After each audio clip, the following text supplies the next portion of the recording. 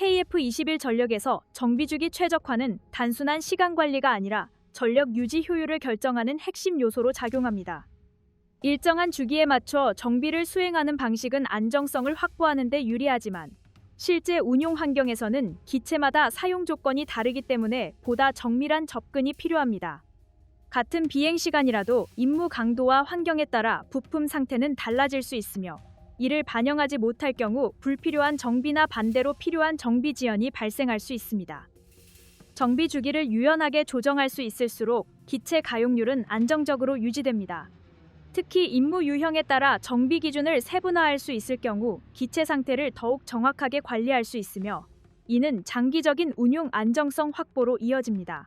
여기에 더해 비행 프로파일별 데이터를 구분해 관리할 수 있을 경우 특정 임무에 따른 부하 특성을 반영할 수 있어 정비 기준의 정밀도는 더욱 높아집니다. 예측 정비는 이러한 문제를 해결하기 위한 중요한 방식으로 자리 잡고 있습니다. 기체에서 수집되는 데이터를 기반으로 부품 상태를 분석하고 고장이 발생하기 전에 교체나 점검을 수행하는 구조입니다. 이 방식이 적용될 경우 갑작스러운 고장으로 인한 작전 중단을 줄일 수 있습니다. 또한 정비 시점을 보다 정확하게 설정할 수 있어 불필요한 작업을 줄이는 효과도 기대할 수 있습니다. 데이터 기반 관리가 강화될수록 정비 효율은 점점 높아집니다. 더불어 축적된 데이터가 지속적으로 분석될 경우 고장 패턴을 사전에 파악할 수 있어 정비 계획 자체의 정확도가 더욱 향상됩니다. 나아가 동일 계열 부품 간 비교 분석이 가능해질 경우 특정 부품의 취약 구간을 조기에 식별할 수 있으며 이는 예방 정비 수준을 한 단계 끌어올리는 요소로 작용합니다. KF21은 개발 단계부터 데이터 기반 운용을 고려한 구조로 설계되고 있습니다. 기체 운용 과정에서 축적되는 다양한 정보는 정비 판단에 활용되며 이를 통해 보다 정밀한 유지 관리가 가능합니다. 국내에서 이러한 기술이 축적될수록 외부 의존도를 줄이면서도 안정적인 정비 체계를 구축할 수 있습니다. 이는 장기 운용에서 중요한 경쟁력으로 작용합니다. 또한 데이터 분석 능력이 함께 발전할수록 정비 판단 속도 역시 향상되며 이는 실제 작전 준비 시간 단축에도 긍정적인 영향을 미칩니다. 더 나아가 실시간 상태 모니터링이 가능해질 경우 기체별 상태 차이를 즉각적으로 반영할 수 있어 운용 효율은 더욱 안정적으로 유지됩니다. 해외 사례에서는 정비 주기를 고정된 방식으로 운영하면서 불필요한 정비 비용이 증가한 경우가 있습니다. 반대로 데이터 활용이 부족해 고장을 사전에 감지하지 못하고 작전 중 문제가 발생한 사례도 보고되었습니다. 일부 전력에서는 정비 시점이 지나치게 늦어지면서 기체 손상이 확대되는 문제도 나타났습니다. 또한 정비 판단이 경험에 과도하게 의존하면서 일관성이 떨어지는 문제도 확인되었습니다. 이는 정비 방식의 차이가 전력 운용 효율에 직접적인 영향을 준다는 점을 보여줍니다. LRU 공급망 설계 역시 중요한 요소로 작용합니다. 부품을 빠르게 교체할 수 있는 구조가 마련될수록 정비 시간은 줄어들고 기체는 빠르게 임무에 복귀할 수 있습니다. 부품 확보와 배치 전략이 효율적으로 이루어질수록 긴급 상황에서도 안정적인 대응이 가능합니다. 공급망이 안정적으로 유지될수록 전체 전력 운용 흐름은 끊김없이 이어집니다. 특히 주요 부품을 전략적으로 분산 배치할 경우 특정 상황에서도 대응 능력을 유지할 수 있으며 이는 전력 안정성을 더욱 강화하는 요소로 작용합니다. 여기에 더해 공급망 정보를 실시간으로 관리할 수 있을 경우 부품 부족 상황을 사전에 예측하고 대응할 수 있어 전체 운영 안정성은 한층 더 높아집니다. KF21 전력에서 LRU 공급망은 단순한 부품 확보를 넘어 리스크 관리와 직접적으로 연결됩니다. 특정 부품에 대한 의존도가 높을 경우 공급이 중단될 위험이 존재하며 이를 분산시키는 전략이 필요합니다. 복수의 공급 경로를 확보하거나 대체 가능한 부품을 준비할 경우 안정성은 크게 향상됩니다. 공급망이 안정적으로 유지될수록 정비 과정은 지연 없이 진행됩니다. 특히 핵심 부품에 대해서는 2중, 3중의 공급선을 확보할 경우 예상치 못한 상황에서도 운용을 지속할 수 있으며 이는 전력 공백을 최소화하는 데 중요한 역할을 합니다. 또한 부품 수요 데이터를 지속적으로 분석할 경우 공급 지연 가능성을 사전에 예측할 수 있어 대응 속도 역시 크게 향상됩니다. 중정비, 즉 MRO 시설 구축은 장기 운용에서 필수적인 요소입니다. 기체를 분해하고 주요 구조를 점검하는 과정이 원활하게 이루어질수록 기체 수명은 안정적으로 유지됩니다. 국내에서 이러한 시설을 구축할 경우 정비 일정과 비용을 효율적으로 관리할 수 있으며 긴급 상황에서도 빠르게 대응할 수 있습니다. 이는 전력 공백을 최소화하는 데 중요한 역할을 합니다. 더불어 정비 과정에서 축적되는 데이터와 경험이 지속적으로 반영될 경우 작업 정확도는 점점 높아지며 이는 장기적인 정비 품질 향상으로 이어집니다. 또한 정비 공정이 표준화될수록 작업 편차가 줄어들고 전체 운용 안정성도 함께 강화됩니다. 민간 참여 모델은 MRO 체계를 더욱 발전시키는 요소로 작용합니다. 항공산업에서 축적된 기술과 경험을 활용할 경우 정비 품질과 속도를 동시에 향상시킬 수 있습니다. 군과 민간이 역할을 분담하고 협력할수록 정비 효율은 더욱 높아집니다. 이는 전력 운용 안정성을 강화하는 방향으로 이어집니다. 특히 전문 분야별로 민간 역량이 투입될 경우 특정 작업의 완성도가 높아지고 이는 전체 정비 품질을 끌어올리는 데 중요한 역할을 합니다. 협력 구조가 안정적으로 유지될수록 기술 이전과 인력 양성도 함께 이루어지며 장기적으로는 국내 정비 역량이 더욱 강화됩니다. KF21은 국내 기업 참여를 기반으로 이러한 협력 구조를 확장할 수 있는 환경을 갖추고 있습니다. 부품 생산과 정비 기술이 동시에 발전할 수 있는 기반이 형성되어 있으며 이는 장기적으로 독자적인 유지 능력을 확보하는 데 기여합니다. 국내 기술과 인력이 결합될수록 전력 완성도는 점차 향상됩니다. 또한 개발 단계부터 참여한 기업들이 지속적으로 유지 보수에 관여할 경우 기술 연속성이 유지되며 이는 정비 효율을 높이는 중요한 요소로 작용합니다. 결과적으로 국내 중심의 운영 구조가 강화될수록 외부 변수에 대한 대응 능력 역시 자연스럽게 향상됩니다. 해외 사례에서는 MRO 시설 부족이나 협력 구조 미흡으로 인해 정비 지연이 발생한 경우가 있습니다. 일부 전력에서는 부품 공급 문제와 정비 인력 부족이 동시에 발생하면서 가용률이 크게 떨어지는 상황도 확인되었습니다. 또한 특정 지역에 정비 기능이 집중되면서 이동 시간과 비용이 증가하는 문제도 나타났습니다. 협력 구조가 복잡하게 얽혀 있을 경우 의사결정이 지연되면서 전체 정비 일정에 영향을 주는 사례도 보고되었습니다. 이는 유지보수 체계 전반이 얼마나 중요한지를 보여주는 사례입니다. 결과적으로 KF21을 중심으로 한 정비 주기 최적화, 예측 정비, LRU 공급망, 그리고 MRO 구축은 하나의 흐름으로 연결됩니다. 각 요소가 균형 있게 작동할수록 전력 운용은 안정적으로 유지되며 장기적으로는 독자적인 방산 경쟁력을 확보하는 기반으로 이어지고 있습니다. 동시에 국내 기술과 인력이 결합된 구조가 지속적으로 강화될수록 전력 운용의 신뢰도는 더욱 높아지며 이는 안정적인 작전 수행 능력으로 직결됩니다. 전투기 개발과 운용 과정에서는 무기 수출과 관련된 윤리적 기준도 중요한 논의 대상이 됩니다. 현대 국제사회에서는 무기 수출이 단순한 경제 활동으로만 평가되지 않습니다. 수출 대상 국가의 정치 상황과 인권 환경, 지역 안정성 등을 함께 고려해야 한다는 기준이 점점 강화되고 있습니다. 국제사회에서는 무기 수출이 지역 분쟁을 악화시키거나 민간 피해를 확대하는 방향으로 이어지지 않도록 다양한 규범과 협약을 마련하고 있으며 각국은 이러한 기준을 바탕으로 수출 정책을 운영하고 있습니다. 한국 역시 무기 수출 심사 과정에서 이러한 요소를 함께 검토하고 있습니다. 방산 수출은 국가 경제와 산업 발전에 중요한 역할을 합니다.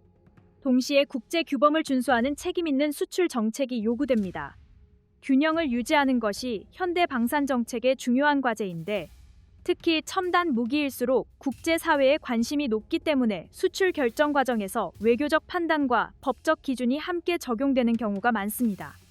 KF21 전투기는 향후 해외 수출 가능성이 거론되는 전투기입니다. 전투기 수출이 이루어질 경우 수출 대상 국가의 정치 상황과 지역 안정성에 대한 검토가 함께 이루어질 것으로 보입니다. 또한 수출 계약 과정에서는 운용 목적과 운용 환경에 대한 확인 절차도 함께 진행되는 경우가 많습니다. 이러한 절차는 무기 사용이 국제 규범을 위반하는 방향으로 이어지지 않도록 하기 위한 예방 장치로 이해할 수 있습니다. 일부 해외 사례에서는 무기 수출이 정치적 논란을 일으킨 경우도 있었습니다. 특정 국가에 대한 전투기 판매가 인권 문제와 연결되면서 국제사회에서 비판이 제기된 사례가 있습니다. 이러한 사례는 무기 수출 정책이 단순한 산업 정책이 아니라 외교와 윤리 문제까지 함께 고려해야 하는 분야라는 점을 보여줍니다. 실제로 일부 국가에서는 무기 판매 계약 이후 정치적 압박이나 외교 갈등이 발생한 사례도 보고된 바 있습니다. 한국은 무기 수출 과정에서 국제 협약과 국내 법률을 기반으로 심사 절차를 운영하고 있습니다. 수출 대상 국가의 안정성, 지역 안보 상황, 국제 규범 준수 여부 등이 검토됩니다. 책임 있는 방산 수출 정책을 유지하기 위한 제도적 기반입니다. 이러한 관리 구조가 유지될 때 방산 수출은 경제적 성과와 국제 책임을 동시에 고려하는 정책으로 운영될 수 있습니다. 전시 상황에서 시민 보호 문제 역시 중요한 정책 과제로 인식됩니다. 현대 전쟁에서는 군사 목표뿐 아니라 민간 기반 시설 보호가 중요한 전략 요소입니다. 전력 시설과 통신 시설, 교통 시설과 같은 핵심 기반 시설은 국가 기능 유지에 중요한 역할을 합니다. 이런 시설이 안정적으로 유지되어야 시민 생활과 국가 운영이 동시에 유지될 수 있습니다. 군과 민간 기관 간 협력 구조는 이러한 상황에 대응하기 위해 마련됩니다. 위기 상황에서는 군과 민간 기관이 정보를 공유하고 대응 계획을 함께 수행하는 구조가 필요합니다. 이러한 협력 모델은 재난 대응과 국가 안보 상황에서 모두 활용됩니다. 특히 국가 기반 시설을 운영하는 공공기관과의 협력은 위기 대응 능력을 높이는 중요한 요소입니다. 한국에서는 다양한 재난 대응 훈련과 위기 대응 훈련이 진행되고 있습니다. 군과 지방자치단체, 공공기관이 함께 참여하여 위기 상황 대응 절차를 점검하는 방식입니다. 이러한 훈련은 실제 상황에서 신속한 대응이 이루어질 수 있도록 준비하는 과정입니다. 훈련을 통해 기관 간 역할 분담과 정보 공유 절차가 점검되며 대응 체계의 실효성이 확인됩니다.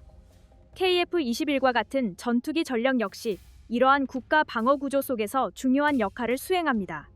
공중 방어 능력은 국가 기반 시설을 보호하는 데 중요한 요소입니다. 공중 위협을 빠르게 탐지하고 대응할 수 있는 전력은 시민 안전과도 연결되는 요소입니다. 특히 장거리에서 접근하는 위협을 조기에 탐지하고 대응할 수 있는 능력은 국가 방어 전략에서 매우 중요한 위치를 차지합니다. 전투기 도입은 군사 전력 강화라는 의미와 함께 지역사회와의 관계라는 중요한 요소도 함께 고려해야 합니다. 전투기가 배치되는 공군 기지 주변 지역에서는 소음 문제와 환경 변화, 지역 경제 구조 변화 등 다양한 영향이 발생할 수 있습니다.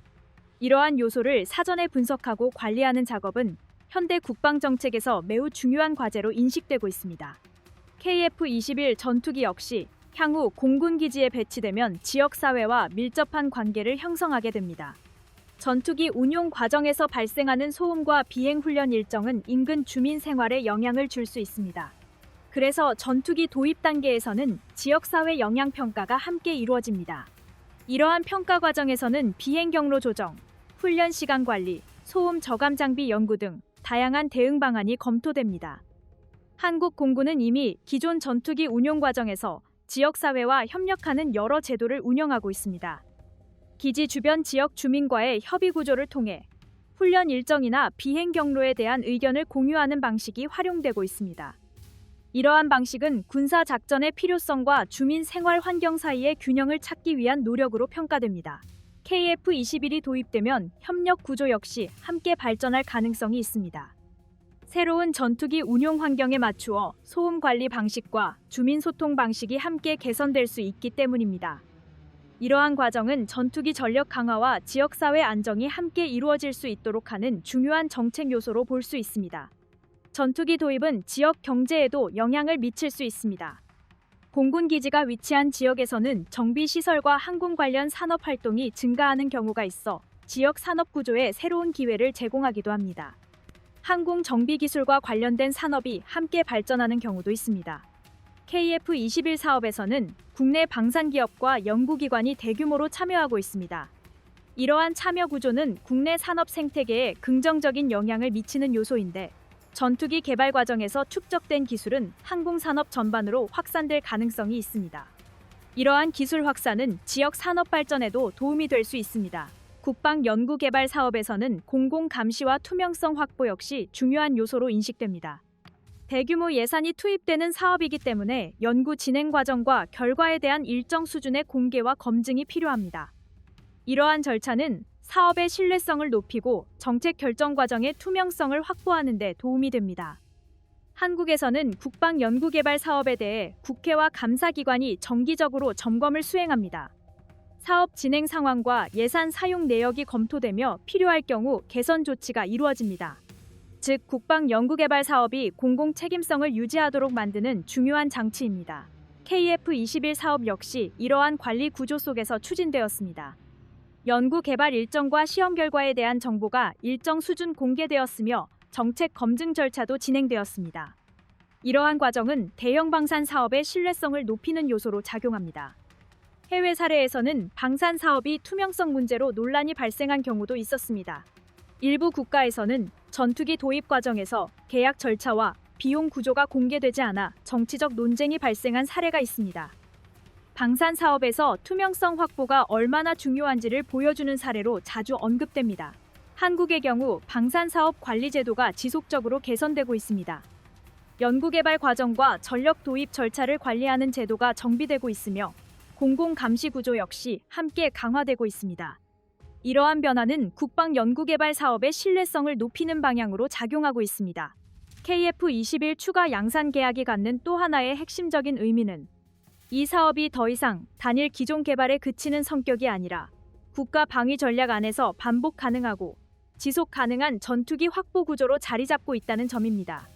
전투기 사업에서 가장 어려운 단계는 첫 양산 자체가 아니라 그 다음 물량을 자연스럽게 이어가는 과정이라는 점은 여러 해외 사례에서도 확인됩니다. 첫 계약은 정치적 판단이나 상징적 의미가 크게 작용할 수 있지만 추가 계약은 훨씬 냉정하고 현실적인 기준이 적용됩니다. 성능 달성 여부, 개발과 시험 일정의 준수, 비용 관리 능력, 향후 개량 여지까지 종합적으로 검토된 이후에야 결정이 이뤄지기 때문입니다. 그런 점에서 KF-21의 추가 양산은 이미 여러 차례의 내부 평가와 검증 절차를 통과했다는 신호로 해석할 수 있으며 단순한 기대가 아니라 실제 결과를 바탕으로 한 판단이라는 점에서 무게가 다릅니다. 특히 이번 계약은 공군의 중장기 전력 구성 계획과 직접적으로 연결되어 있다는 점에서 의미가 더욱 분명해집니다. KF-21은 노후 기체를 일시적으로 대체하는 보조 전력의 성격에 머무르지 않고 향후 공군 전투기 전력의 중심축으로 운용될 가능성이 높은 기체로 자리매김하고 있습니다. 추가 양산 물량이 확정되면서 조종사 양성 체계와 정비 인력 운용 계획 역시 단기 대응이 아닌 장기 운용을 전제로 보다 안정적인 틀 안에서 설계될 수 있게 되었습니다. 이는 전투기 한 대를 개별적으로 들여오는 방식에서 벗어나 하나의 기종을 오랜 기간 운용하면서 전술과 운용 개념, 정비 노하우를 함께 축적해 나가는 단계로 진입하고 있음을 의미합니다. 이러한 구조는 전시뿐 아니라 평시 훈련과 대비 태세 측면에서도 공군의 작전 효율성을 높이는 데 중요한 역할을 하게 됩니다. KF-21이 보여주는 또 다른 강점은 국내에서 통제 가능한 장비 구성 비중이 점차 확대되고 있다는 점입니다. 해외 전투기 도입 사례를 살펴보면 핵심 장비나 무장 연동 체계가 외국에 종속되어 있어 개량이나 운용 과정에서 제약을 받는 경우가 적지 않습니다. 특정 국가의 승인 없이는 장비 업그레이드가 지연되거나 실제 작전 환경에 맞춘 조정이 쉽지 않은 사례도 현실에서 반복되어 왔습니다. 반면 KF-21은 국내 기술을 중심으로 구성된 비중이 높아 운용 과정에서 발생하는 요구사항을 비교적 빠르게 반영할 수 있는 여지가 큽니다. 추가 양산은 이러한 장점이 일회성에 그치지 않고 장기간 유지될 수 있는 구조를 전제로 한 결정이라는 점에서 의미가 있습니다. 해외 전투기 사업의 부정적인 사례는 이 지점에서 더욱 분명하게 대비됩니다. 일부 국가들은 야심차게 도입한 신형 전투기가 양산 단계에서 반복적인 결함 수정에 들어가면서 실전 배치 시점이 계속 늦어졌고 그 사이 공군 전력 공백이라는 부담을 떠안게 되었습니다. 또 다른 사례에서는 도입 비용이 초기 예상보다 크게 증가하면서 추가 물량 확보를 포기하거나 계획했던 도입 대수를 줄이는 선택을 할 수밖에 없는 상황에 놓이기도 했습니다. 이러한 경우 기체 수가 충분히 확보되지 못해 훈련과 작전 운용 모두에서 제약이 발생하고 전력 완성도가 기대에 미치지 못하는 문제가 이어졌습니다. KF-21은 현재까지 이러한 악순환에 빠지지 않고 있으며 오히려 추가 물량 계약을 통해 전력 규모를 안정적으로 확대해 나가고 있다는 점에서 분명한 차별성을 보여주고 있습니다. 산업적인 관점에서도 이 대목에서 주목할 부분은 지속성입니다. 방산산업은 단기적인 성과보다 장기간에 걸친 생산 경험과 품질 관리 능력 축적이 훨씬 중요합니다. KF21 추가 양산은 조립 라인과 시험 인프라가 일회성으로 끝나지 않고 반복적으로 가동될 수 있는 환경을 만들어줍니다. 이는 곧 공정 안정화와 품질 관리 능력 향상으로 이어지고 동일한 작업을 반복하면서 발생하는 시행착오를 점차 줄일 수 있는 기반이 됩니다. 이러한 축적 과정은 단기간에는 눈에 띄지 않을 수 있지만 시간이 흐를수록 기술 격차와 생산 경쟁력의 차이로 분명하게 나타납니다. 추가 양산 계약은 바로 이 축적의 시간을 국내 산업 전반에 부여했다는 점에서 의미가 큽니다. KF21과 관련된 긍정적인 사례 중 하나는 공군과 제작사 그리고 관련 업체 간의 소통 구조가 비교적 안정적으로 유지되고 있다는 점입니다. 운용자가 현장에서 느끼는 요구 사항이 생산 과정에 반영되고 그 결과가 다시 시험과 평가로 이어지는 순환 구조가 형성되고 있습니다. 이러한 구조는 해외 전투기 도입에서는 쉽게 경험하기 어려운 부분입니다. 외국 기체의 경우 제작국의 우선순위에 따라 개량 일정이 조정되거나 소규모 운용국의 요구가 뒤로 밀리는 사례가 적지 않습니다. KF21은 국내에서 운용되는 기체인 만큼 공군의 요구가 상대적으로 직접적으로 반영될 수 있고 추가 양산은 이러한 구조가 앞으로도 유지될 것임을 보여주고 있습니다.